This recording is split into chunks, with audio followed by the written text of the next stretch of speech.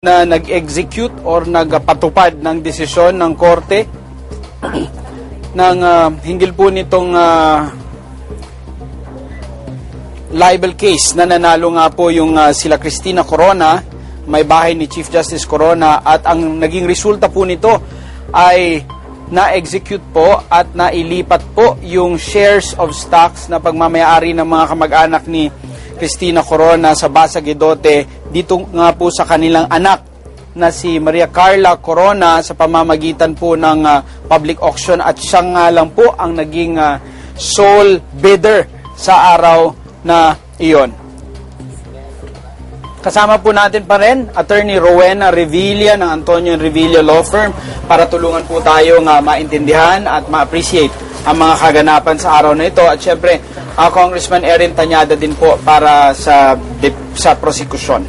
Attorney Rowena, bigyan po kami ng konting explanation kung ano po ang relevance sa tingin ninyo nitong naging testimonya. Una, magsimula po tayo dun sa clerk of court muna for the defense. Okay, based on the testimony of the clerk of court, what the defense, I think, is trying to establish is that there was a final and executory judgment in the two criminal cases filed by Mrs. Corona against his relatives. And on the basis of that final and executory judgment, a writ of execution was issued. Ito po ba ay para ipaliwanag kung paano napunta yung control ng Basa Guidote sa kina Mrs. Corona? I think so, because after on the basis of that writ of execution, the shares of stocks of Jose Maria Basa and Raimundo Basa were garnished on the basis of that notice of garnishment. And it is the claim of the defense that these shares of stocks were sold at a public auction, and during that public auction, it was Carla Corona, the daughter of the Chief Justice, who was the sole and winning bidder of the shares of stocks. Kung Erin, itong nangyaring unang portion, pagpresenta ni Attorney Judd Roy dito sa clerk of court, dapat nag-stipulate na yung inyong abogado, ba't hindi pa pinayagan ng court at mukhang tinuloy pa rin yung direct examination, tumagal na konti? Well, sa tingin ko, merong mga gustong makuhang stipulation on the side of the prosecution from the defense lawyer na ayaw tanggapin naman yata ng defense lawyer. So, ang ating Senate President nakita na ayaw tanggapin ng defense lawyer, inutusan na lang na to continue with the direct examination and that the prosecution will have the right to cross. Anong ang tingin nyong relevance or bigat nitong testimonya ng clerk of court doon sa kaso ng depensa, Kong? Well, ewan ko kung inaasahan ng depensa na ang prosecution ay handa dito sa usapin ng Basa Guidote, na nag-research rin kami, alam namin yung kaso, kaya dito lumabas yung usapin kung kailan namatay si Ginoong Basa, dahil ito ang nagpapalit sa anyo ng kaso ng criminal case. Dahil alam natin, once mamatay ang isang akusado o isang litigant sa criminal case, yung criminal liability extinguishes. Mananatili ngayon yung civil liability, pero not sa pangalan po ng namatayan, pero sa estate ngayon niya. So, dahil namatay po si Ginoong Basa, bago ma-issuean yung writ of execution, dapat hindi na tinuloy.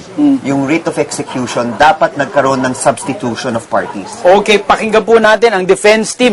Malamang marami sila ipapaliwanag. Yung iba ay pag-aari ni Mrs. Corona at ibang... Yeah. Dagdagan ko lang siguro yung kasagutan ni Karen. Siguro kung meron hong nakakagulo dito sa mga issues, hindi naman ho siguro yung pagpipresenta namin ng aming ebidensya. Hindi naman ho dahil doon sa mga testimonya ho ng aming testigo. Ang naguguluhan nga ho kami doon sa mga tanong sa cross-examination. Sapagkat napakalalayo na po ng mga tinatahak nila dito. Ang talagang gusto lang ho nilang patunayan dito ay sinisira ho nila yung kredibilidad ng aming testigo. Ngunit katatandaan po natin, ito po ay mga kaso na final and executory na ho ang desisyon. Ito hindi na ho mababago dito sa impeachment proceedings, no? Halimbawa, kanina tinatanong, alam nyo ba na namatay na si Jose Basa? Anong relevance ito dito? Sa aming purpose, doon sa kadahilanan na pagpipresenta namin ng testimonya ng aming testigo. Ang sagot po namin, wala. Sapagkat at that point in time, kung talaga pong namatay nung pagkakataon na yon, yung akusado, they have the available remedies na maaari po nilang gawin upang ihinto or i-reverse yung desisyon ng korte, ihinto yung execution. Kung wala hong ginawa yung akusado o ang kanyang pamilya, hindi naman ho dapat ito isisi pa doon sa nanalong litigant. Sa ordinaryo hong proseso, pang araw-araw ho, nakikita ho natin na ganito ang ginagawa. Bakit ho ba pilit na lahat ho isinisisi sa pamilya Corona? Kung meron ho silang hindi ginawa at that point in time, that is their own lookout. But for them to question the validity of a final and executory order or decision of the trial court, ito po yung nagpapakita sa kanilang insensitivity. Ito po yung nagpapakita sa walang tiwala at walang pagrespeto po dun sa ating mga korte. At yan naman po yung hindi namin hinahayaan. Ayun po, kapag patay na po ba yung defendant, pwede po ba siyang kasuhan? Defendant, patay. kapag namatay na. Okay. Hindi po patay yung dinimanda. Siya po'y buhay na buhay nung nagsimula po ang kaso. Namatay lang po siya nung, kung tama po ako, nung magkaroon na ng desisyon. So, liliwanagin ko po, ano po ba mga batas na sinasakop nito sa ganitong mga usapin na may namatay? Kung purely civil po ang kaso, meaning walang kriminal, nasa Rule 3, Section 16 po yan. At ayon po doon, pag namatay, buhay pa rin po ang kaso. And there is what you call substitution. Pwede pong may pumalit doon. Meron rin po na provision yan sa criminal procedure, sa Rule 113. Ang ibig po sabihin nun, paano po kung may namatay? Generally po, pag may namatay, dahil nga tao, bangkay na siya, wala na rin po ang criminal case. Tama po ba yon? Ngayon po, kung meron po mga ibang kaso na offshoot po, na hindi nagmumula dun sa krimen na yon, ay buhay pa rin po yon. At pwede pa rin pong ituloy yon. Ngayon, siguro po ang tanong ng abogado kanina is paano, patay na, pwede pa bang mag-execute? Tanong niya yon. Pwede pa bang mag-execute? Patay na? Wag ho akong pakinggan nyo. Nasa Rule 39 po yan, Section 7. Ibig po sabihin, pagpatay na ang obligor or yung may pagkakautang o sinabing dapat magbayad, yun po ang provision na mag-a-apply. Pwede pa rin po. Ngayon, medyo po masalimuot po ito Kaya po masalimuot, alam niyo po kung bakit? Kasi pinipilit nilang suriin ang isang kasong tapos na, final executory. And ina-attack nila collaterally dito sa impeachment court.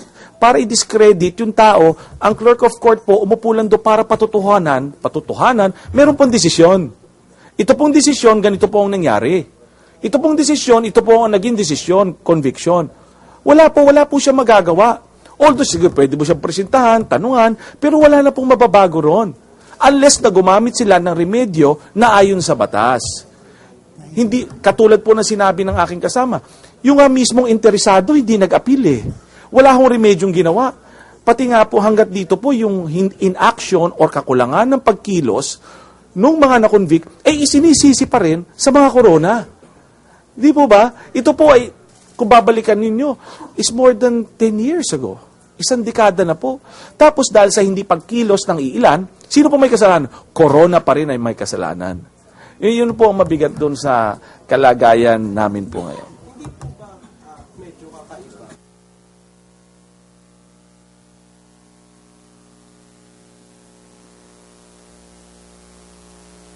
Had to be paid and they try to raise the amount by sharing the shares. Tama po.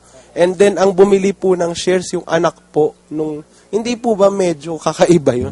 Is it done to take over the company? Hindi. Kasi kung tatandaan ninyo, public auction to. Ibig sabihin, pag sinabi mong public auction in accordance with the rules, ina-advertise pa nga yan Para kung sino interesado, yun ang bibili. Pero ang tandaan ninyo, itong korporasyon na to is not listed. Hindi siya yung katulad ng mga korporasyon na nakikita natin sa stock exchange. So, closed family corporation to. Kung ikaw rin yung bibili, na stranger ka, ibig sabihin wala kang kinalaman sa korporasyon, hindi ka rin siguro interesado kasi isipin mo, hindi ko alam paano pinapatakbo tong korporasyon na to, hindi ko alam kung kikita ba ako pagka nag-invest ako dito. So siguro kaya yun yung dahilan, walang gusto mag-bid at mababa yung bidding price. Pero kung tatandaan nyo rin dun sa testigo, yung value nung judgment was 500,000. Magkano lang nabili yung shares? 28,000. So, ibig sabihin, hindi enough yung binayad nga dyan sa auction para makover yung judgment. So, kaya sabihin nyo, bakit parang ang baba lang ng pagkabili? It's because yung kino-cover niyang amount for the judgment is very small. Kaya, siguro hindi kakaiba dito na tinanggap din yung presyo na yun because related naman doon sa na kumukuha nga. Ibig sabihin, kung kanino ina-award dapat yung value na yun. So, in any case, hindi unusual to, lalo na close corporation yung involved. So through the sheriff, we want to prove that the shares really belong to the daughter of Chief Justice, and therefore this need not be reflected on his salin. Parang ganun po. More of dito, makikita natin, kasi isa rin sa mga siguro katanungan dati na assuming nga na nakapag-utang sa Basa Guidote Enterprises, isa pa yung related na fact dito, yung kung may 11 million pesos na inutang, paano na utang? Kasi nga, di ba, makikita nyo sa mga pahayagan, sinasabi ng mga Basa, pamilyang Basa, hindi namin alam na nakautang sila. Because by then, iba na yung majority owner. Nung umutang, ang majority owner na halos may-ari na ng buong korporasyon dito, ay si Carla Corona at si Mrs. Corona, at meron pang mga papatunayan eventually dito yung mga resolution nga na nagbibigay ng kapangyarihan na magbigay gumawa ng transaksyon na may kinalaman sa Basa Guidote Enterprises. Kaya ngayon cheque na binayad ng City of Manila, naka-address na lang kay Mrs. Corona as trustee for Basa Guidote Enterprises. So, yun yung makikita nating unti-unting nabubuo yung storya in relation to the salin. Okay, karagdagan lang yung dadagdagan ko lang yung katanungan mo doon sa public auction. Walang masama na yung relative ay mag-purchase doon. Kasi nga public Kung sino pong interesado ay pwede. Makikita nyo nga po kung ang bangko ay nagpa-public sale, execution. Yung bangkong nagpautang ang mismong bumibili po noon para mabayaran. So wala pong kakaiba ron. At tingnan nyo po, ang sheriff dito ay umupo at inupo lamang para patutuhanan, may nagbenta ba? Binenta ba? Nagkaroon ba ng public sale? Yun lang ang dapat niyang patutuhanan dito. Pero po makita nyo, layo na ng inabot natin. Pati yung mga proceedings na hindi man lang alam ng sheriff, ay itinatanong, probate, talaga po hindi alam ng sheriff yun. Kasi hindi po pasok sa husgado niya yun Ang trabaho po ng sheriff ay ministerial. Wala po siyang discretion. Ito po ang inutos ng batas sa kanya. Ito po ang gagawin ko. Itong ibebenta ko. Ganun po yun. Sir, just to backtrack a little, kailan ho nangutang si CJ sa BGEI?